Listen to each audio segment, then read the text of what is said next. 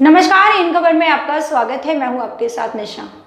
दिवाली के एक दिन पहले नरक चतुर्थी मनाई जाती है और नरक चतुर्थी को छोटी दिवाली के नाम से भी जाना जाता है।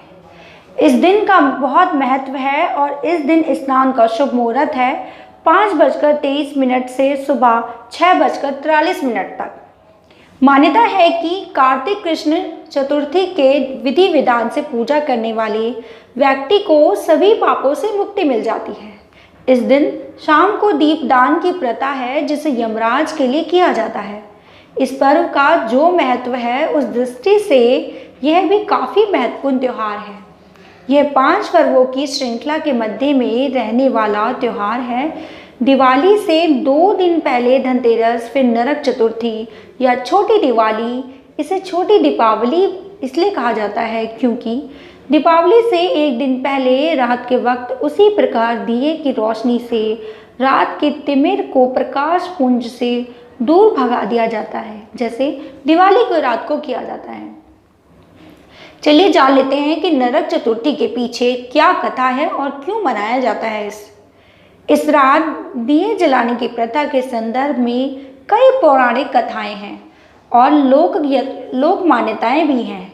एक कथा के अनुसार आज के दिन ही भगवान श्री कृष्ण ने अत्याचारी और दुराचारी दुर्दांत असुर नरकासुर का वध किया था और 16,100 कन्याओं को नरकासुर के बंदी गृह से मुक्त कराकर उन्हें सम्मान प्रदान किया था।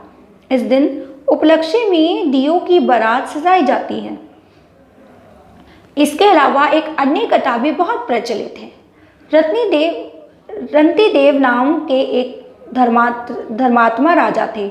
उन्होंने सदैव धर्म के अनुसार राज्य किया, लेकिन एक दिन उनके द्वार से एक गरीब आदमी अन्नदान न मिलने से भूखा ही चला गया। इस बात की राजा को कोई जानकारी नहीं थी। फलस्वरूप जिस दिन उनकी मृत्यु हुई उनके पास यमदूत आकर खड़े हो गए। राजा चौंक गए, पूछा कि दिन भर कोई पाप तो नहीं हुआ, आप क्यों आ गए? यमदूत ने उन्हें बताया कि एक बार एक गरीब आपके यहाँ से भूखा लौट गया था। राजा ने यह सुनकर यमदूत से 1 साल का समय मांगा। ऋषियों ने सलाह लेकर राजा ने नरक चतुर्थी का एक व्रत किया और भूखों को भोजन करा, अपने अपराधों के लिए क्षमा मांगी। इससे राजा पाप मुक्त होकर विष्णु लोक में चले गए। तभी से कार्तिक मास की कृष्ण पक्ष की चतुर्थी को दीप जलाने की परंपरा शुरू हो गई।